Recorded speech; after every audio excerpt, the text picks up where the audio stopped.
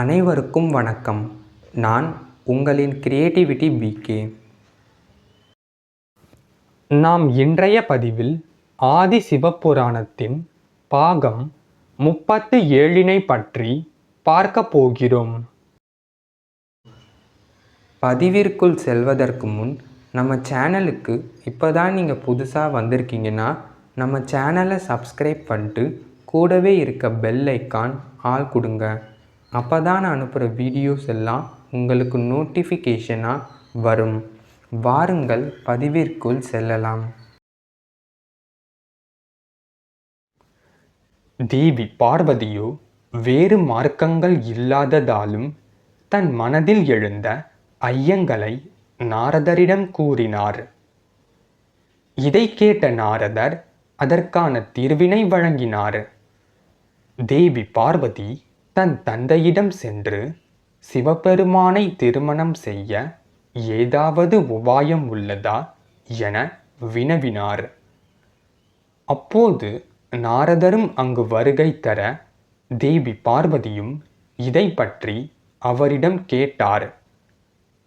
அதற்கு நாரதர் சிவபெருமானை தவத்தினால் மட்டுமே குளிரவிக்க இயலும் என்று கூறினார்.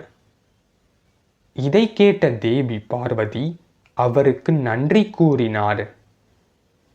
தேவி பார்வதி சிவபெருமானை நோக்கி தவம் மேற்கொள்ள கானகம் செல்ல போவதையும் அதற்கு தன் பெற்றோர்களின் அனுமதி வேண்டி தன் தோழிகள் வாயிலாக தன் விருப்பங்களை தெரிவித்தார்.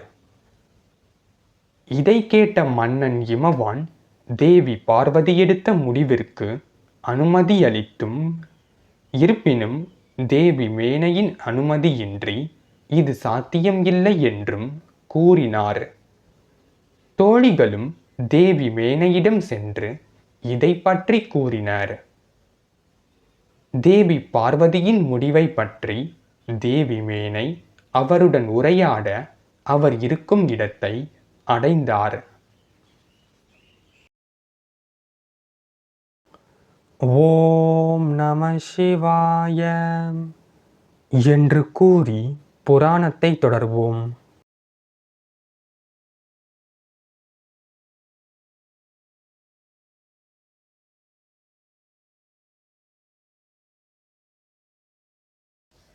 தன் அன்னை அங்கு வந்துள்ளதை உணராமல் குளத்தில் உள்ள நீரில் சிவ நினைவுகளுடன் ஆழ்ந்து இருந்தார் தேவி பார்வதி. அவ்வேளையில் தாமரை மலரில் அடியில் உள்ள இலையில் இருந்த தேளானது தண்ணீரில் விழுந்தது. அதை கண்ட தேவி பார்வதி சிவ நினைவுகளில் இருந்து தெளிந்து அந்த தேளை தண்ணீரில் இருந்து எடுத்து தாமரை இலையில் விட முயன்றார். இருப்பினும் தேளானது தேவி பார்வதியின் கைகளில் கொட்டியது. தேவி பார்வதி அதை பொருட்படுத்தாமல் அத்தேளை எடுத்து உயிர் பிழைக்கும் பொருட்டு காப்பாற்றினார். தன் மகளின் கையில் தேள் இருப்பதை கண்ட தேவி மேனை தன் மகளின் அருகே வந்து தேள் உள்ள கையை தட்டிவிடும் போது தேவி பார்வதி அவரின் கைகளை தடுத்து தேளை பாதுகாப்பாக ஒரு மரத்தின் மீது விட்டார். தேளும் அவ்விடத்தை விட்டு ஓடியது.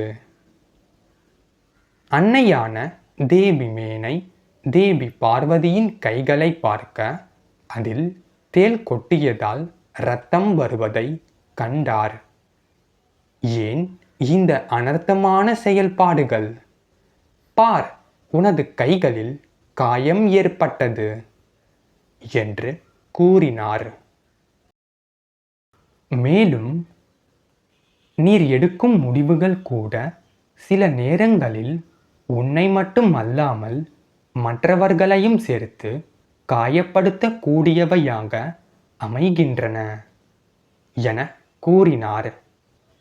தன் தாய் தன்னிடம் கூற வந்த விஷயங்கள் யாவையும் உணர்ந்த தேவி பார்வதி, அன்னையே, தேள் என்பது கொட்டும் என்பதை நான் அறிவேன். கொட்டுவது என்பது தேளின் இயல்பாகும். ஆபத்தில் உள்ள உயிர்களை காப்பாற்றுவது என்னுடைய இயல்பாகும். தேள் கொட்டும் என்பதற்காக என்னுடைய இயல்பை என்னால் மாற்றிக்கொள்ள முடியாது என்று கூறினார். சிவபெருமானை திருமணம் செய்து கொள்ள வேண்டும் என்பது எனக்கு விவரமறிந்த வயதில் இருந்தே தோன்றியது.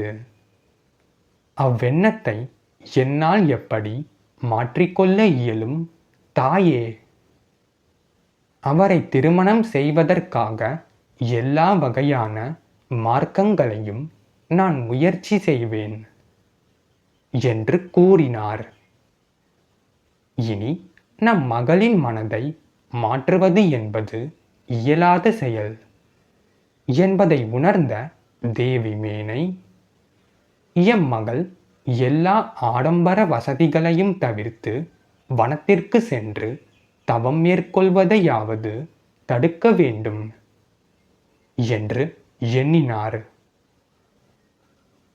அதன் பொருட்டு, என் அன்பு மகளே, நீ சிவபெருமானை மனம் செய்வதை நான் தடுக்கவில்லை. அதன் பொருட்டு நீர் தவம் மேற்கொள்ள செல்லும் வனப்பயணத்தை விடுத்து இந்த அரண்மனையில் இருந்து நீர் வேண்டுவனவற்றை செய்வாயாக என கூறினார்.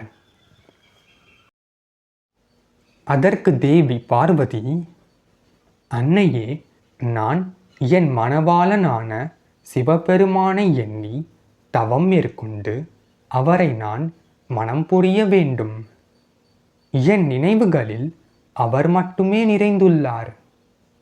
இனிவரும் காலங்களில் நான் அவரை பிரியாமல் என்றும் அவருடன் இருக்கவே நான் விருப்பம் கொண்டுள்ளேன்.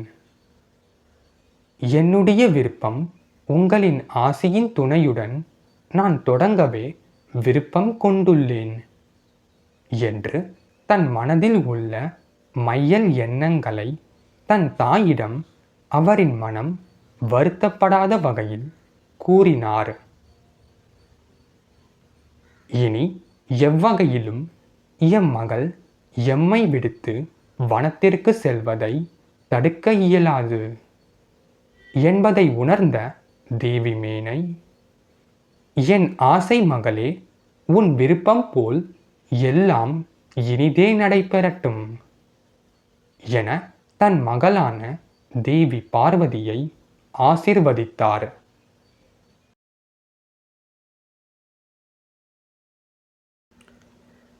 நம் விருப்பத்திற்கு நம் பெற்றோர்களின் ஆதரவு கிடைத்தது என எண்ணி தேவி பார்வதி மகிழ்ந்தார். தவம் புரிவதற்காக வனத்திற்கு செல்ல ஆயத்தமான தேவி பார்வதியுடன் அவர்களின் தோழிகளும் இணைந்து அரண்மனையில் உள்ள தங்களின் பெற்றோர்களின் பாதங்களில் விழுந்து ஆசீர்வாதம் பெற்று தவம் மேற்கொள்வதற்கான பயணத்தை தொடர்ந்தார்கள்.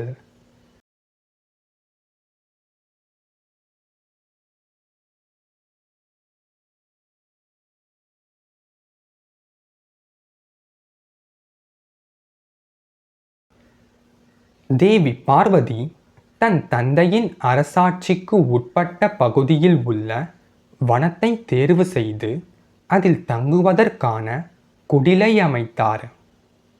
பின் அந்த குடில் சுற்றி மரக்கன்றுகளையும் அழகான பூச்செடிகளையும் அங்கு வைத்தார். பின்பு அங்கு சிவபெருமானின் லிங்க வடிவத்தை உருவாக்க எண்ணினார். மேலும் அவ்வழியாக செல்லும் வறியவர்களுக்கு உணவளித்து உபசரித்து வந்தார். அவ்வேளையில் நாரத முனிவர் வருகை தர அவரை வணங்கி நின்றார். தேவி பார்வதி நாரதரிடம் அன்று தன் மனதில் நினைத்த மற்றும் தன் மனதிற்கு பிடித்தவரையும் தான் மனம் செய்ய விரும்புவோரை பற்றியும் கூறினார். நாரதரும் தேவி பார்வதியின் விருப்பம் ஈடேறட்டும் என்று ஆசீர்வதித்தார். பின்பு தேவி பார்வதி தன் மனதில் நினைத்த எண்ணத்தை நாரதரிடம் கூறினார். அதாவது, இங்கு சிவலிங்கத்தை எவ்விதம் உருவாக்க வேண்டும், அதற்கான வழிமுறைகளை பற்றி கூறுங்கள் என்று கேட்டார். சிவபெருமான் அனைத்தையும் துறந்தவர். அவரை மனதில் எண்ணி அன்புடன் பிரதிஷ்டை செய்தால் பக்தர்களுக்கு விரைந்து வந்து காட்சியளிக்க கூடியவர் என்று கூறினார்.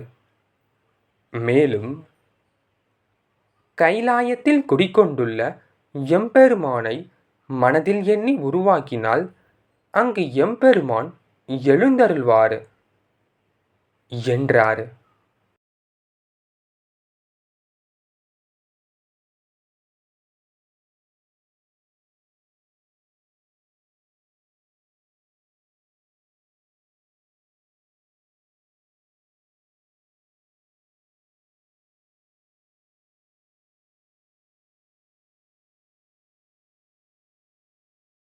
இந்த வீடியோ உங்களுக்கு பிடிச்சிருந்துச்சுன்னா லைக் பண்ணுங்கள், ஷேர் பண்ணுங்கள், கமெண்ட் பண்ணுங்கள், சப்ஸ்கிரைப் பண்ணுங்கள்.